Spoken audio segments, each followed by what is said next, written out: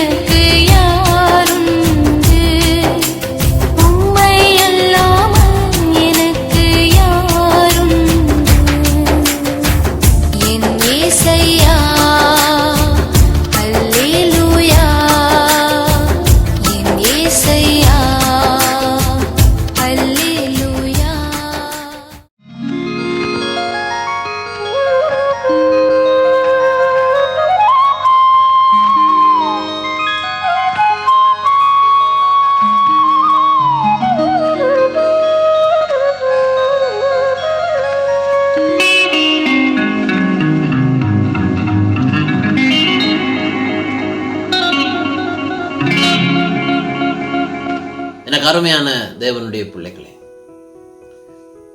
தேவனாலே எல்லாம் கூடும். தேவன் சகலவத்தையும் செய்ய வல்லமையுள்ள ஒரு ஆண்டு. இன்றைக்கு அவருடைய பிள்ளைகளாய் நம்மை நாம் காத்துக்கொண்டு தேவனுக்காக நம்மை ஆயத்தப்படுத்தி அவர் நம்முடைய வாழ்க்கையிலே கிரியை செய்யக்கூடிய ஒரு தகுந்த பாத்திரமாய் நாம் நம்மை ஒப்பு கொடுத்திருப்போமாக இருந்தால் நிச்சயமாய் தேவ பிள்ளைகளே, உங்கள் ஒவ்வொரு வழிகளிலும் கர்த்தர் உங்களுக்காய் செயல்படுவார். அவருடைய நடத்துதலை நீங்கள் உணர்வது மட்டுமல்ல, அவர் உங்களுக்காக செய்கின்ற வல்லமையின் கிரியைகளையும் நீங்கள் அனுபவிக்க உங்கள் வாழ்க்கையிலே தேவனால் செயல்பட முடியும். சகோதரனே, சகோதரி, தேவனால் எல்லாம் கூடும் என்ற ஒரு வார்த்தை உங்கள் வாயிலே ஒரு நம்பிக்கையின் வார்த்தையாய் வருகின்ற பொழுது, அருமை சகோதரனே, சகோதரியே, நிச்சயமாய் இந்த தேவன் உங்களுக்கு கிரியை நடப்பிக்கிறவர் மட்டுமல்ல, உங்களை நேசித்து நடத்துகிற ஒரு ஆண்டவராகவும் அவர் இருக்கிறார். பிள்ளைகளே, தேவனால் எல்லாம் கூடும் என்றால் இந்த தேவன் யார் என்பதை நாம் முதலாவது அறிந்து கொள்ள வேண்டும். இந்த தேவன், அவருடைய தன்மைகள் என்ன, அவர் எப்படிப்பட்ட செயல்களை அவர் செய்ய முடியும், அவர் எப்படிப்பட்ட தன்மைகளை கொண்டவராய் அவர் காணப்படுகிறார் என்பதை நாம் புரிந்து கொள்வோமாக இருந்தால் நிச்சயமாய் தேவ பிள்ளைகளே, அவருடைய செயலையும் நாம் நம்முடைய வாழ்க்கையிலே நாம் ஏற்றுக்கொள்ள முடியும்.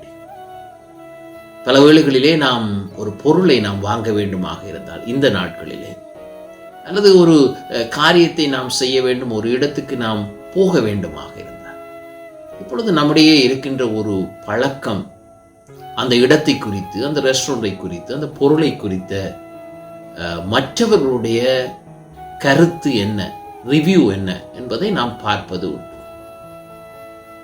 அதை நாம் பார்க்கிற பொழுது நாம் அதை முழுவதுமாய் அதனுடைய உண்மைத்தன்மை என்ன என்று எங்களுக்கு தெரியாவிட்டாலும், அது எப்படிப்பட்டது அல்லது எப்படிப்பட்ட பயன்பாடு உள்ளது, எப்படிப்பட்ட அனுபவத்தை மற்றவர்கள் பெற்றிருக்கிறார்கள் என்பதை நாம் அறிந்து கொள்ளக்கூடியதாய்.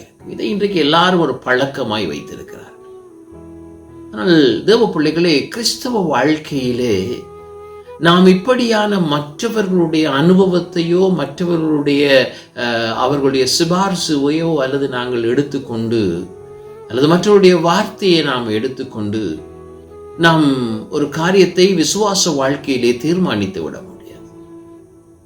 நாம் தீர்மானிக்க வேண்டுமாக இருந்தால் தேவன் யார் என்பதை நாம் கண்டுகொள்ள வேண்டும்.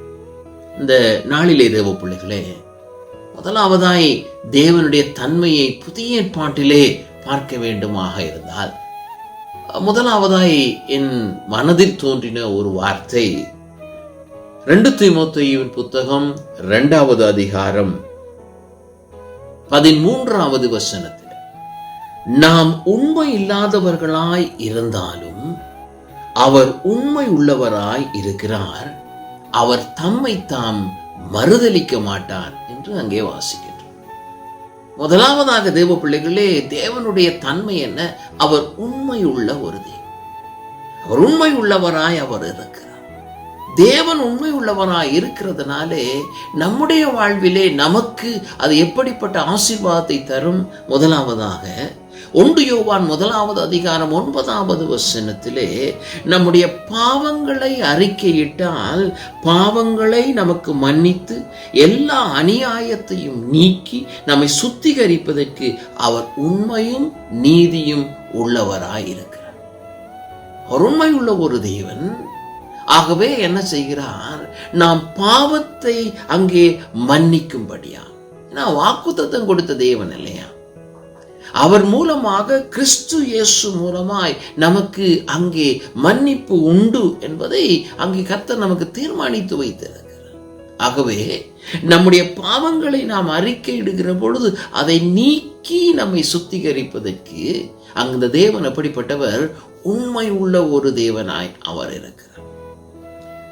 1 கொரிந்தியர் 1ஆம் அதிகாரம் 9வது வசனத்திலே, இயேசு கிறிஸ்துவுடனே ஐக்கியமாய் இருப்பதற்கு உங்களை அழைத்த தேவன் உண்மை உள்ளவர். அங்கே ஐக்கியமாகும்படி, கிறிஸ்துவோடு ஐக்கியமாகும்படி நம்முடைய வாழ்க்கையிலே அவர் எப்படிப்பட்ட உண்மை உள்ளவர் என்று கேட்டால், நம்முடைய ஜீவியத்திலே இயேசுவோடு ஐக்கியமாய் இருப்பதற்கு எங்களை அழைத்திருக்கிற ஒரு தேவன். ஆகவே அவர் உண்மை உள்ள தேவன் என்று அங்கே வேதம் சொல்லும். மூன்றாவதாக 2 தெசலோனிக்கேயர் 3ஆம் அதிகாரம் 3வது வசனத்தை வாசித்து பார்த்தால், கர்த்தர் உங்களை ஸ்திரப்படுத்தி தீமை நின்று விலக்கி காத்துக்கொள்ள உண்மை உள்ளவர்.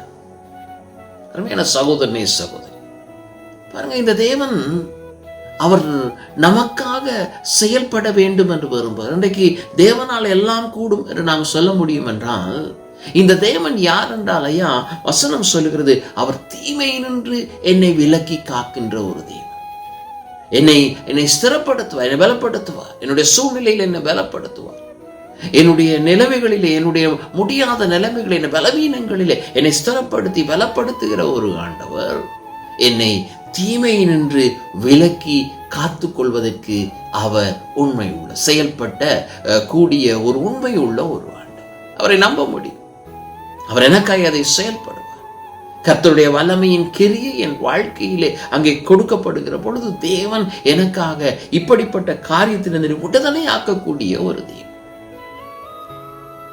எபிரேயர் 10ஆம் அதிகாரம் 23வது வசனத்திலே, தேவன் தம்முடைய வாக்குத்தத்தத்திலே உண்மை உள்ளவராய், இதுதான் இன்றைக்கு நாம் நம்ப வேண்டிய ஒரு காரியம்.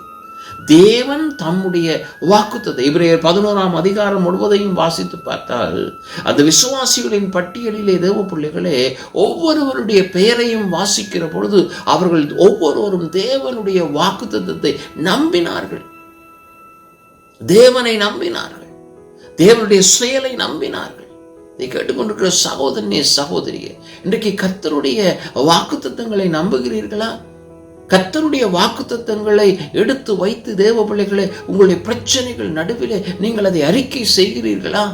அப்படி செய்வீர்களாக இருந்தால் தேவ பிள்ளைகளே, வேதம் சொல்லுகிறது, அவர் வாக்குத்தத்தத்திலே அவர் உண்மை உள்ளவராக செய்த வாக்குத்தத்தத்திலே அவர் வார்த்தையை விட்டு விலகுவதில்லை. தேவ பிள்ளைகளே, அங்கே யாக்கோபுக்கு சொன்ன, நான் சொன்னதை செய்து முடிக்கும் அளவும் உன்னை விட்டு விலகுவதும் இல்லை, உன்னை கைவிடுவதும் இல்லை. தேவன் வாக்களிக்கிறார் பாருங்க. நான் சொன்னதை நிறைவேற்றும் வரைக்கும், செய்து முடிக்கும் வரைக்கும் உன்னை அந்த ஸ்தானத்துக்கு கொண்டு போகும் வரைக்கும், உன்னை கொண்டு போய் அந்த இடத்திலே அடைய பண்ணும் வரைக்கும், திரும்பி வர பண்ணும் வரைக்கும் நான் உன்னோடு கூட இருப்பேன். பிள்ளைகளே, இந்த வாக்குத்தத்தங்களிலே வாக்குத்தத்தங்களை நிறைவேற்றுவதிலே அவர் வல்லமை உண்மை உள்ளவர். நிறைவேற்றுவதில் இன்னைக்கு நம்புங்கள் தேவ பிள்ளைகள். இந்த தேவன் யார் அப்படின்னு கேட்டா, தேவனால் எல்லாம் கூடும் என்று சொல்லுகிறீங்க. யாராவது ஒருவேளை ஒரு சூழ்நிலை நடுவிலே நீங்கள் தேவனால் எல்லாம் கூடும் என்று சொல்லி விசுவாசத்தை சொல்லுவீர்களாக இருந்தால் யாராவது கேட்பார்கள், எப்படி சொல்லுகிறீர்கள் என்று கேட்டால், வாக்குத்தத்தங்களில் அதை நிறைவேற்றுவதிலே என் தேவன் உண்மை உள்ளவர். என்னை நடத்துவதிலே என் தேவன் அங்கே உண்மையுள்ள தேவனாயிருக்கிறார். அருமையான தேவ பிள்ளைகளே, நம்முடைய வாழ்க்கையில இந்த தேவனுடைய தன்மைகள், அவர் எப்படிப்பட்ட உண்மையுள்ள தேவன் என்பதை நாம் அறிந்து விசுவாசித்து நாம் நம்புவோமாக இருந்தால், நம்முடைய எல்லா சூழ்நிலைகளிலும் கர்த்தருடைய அந்த மகத்தான வழிநடத்தலை நாம் உணரும்படி தேவன் நம் வாழ்க்கையிலே கிரியை செய்வார். 1 கொரிந்தியர் 10வது அதிகாரம் 13வது வசனத்துல வேதம் சொல்லுகிறது, அவர் சோதனையிலே உதவி செய்யக்கூடிய ஒரு தேவன். அங்கே வசனம் சொல்கிறது, சோதனை நேரத்திலே நமக்கு அவர் பலன் கொடுப்பதற்கு அவர் எப்படிப்பட்டவரா? உண்மையுள்ள ஒரு தேவனாயிருக்கிறார். சோதனை நேரத்தில் உங்களுடைய வாழ்க்கையில கர்த்தரை விசுவாசித்து நிற்பீர்கள், தேவனை நம்பி நிற்பீர்கள். உங்களுடைய ஓட்டம் முழுவதும் கர்த்தரை சார்ந்ததாயிருக்கும். வழி என்ன என்று தெரியாது, இது எப்படி முடிய போகிறது என்று தெரியாது, எப்படி நீங்கள் இந்த காரியத்தை நடத்தி முடிக்கப் போகிறீர்கள் ஒன்றுமே தெரியாது. ஆனால் வேதம் சொல்லுகிறது, கர்த்தர் என்ன செய்வாராம்? உதவி செய்வாராம் என்று அங்கே வேதம் சொல்லுகிறது.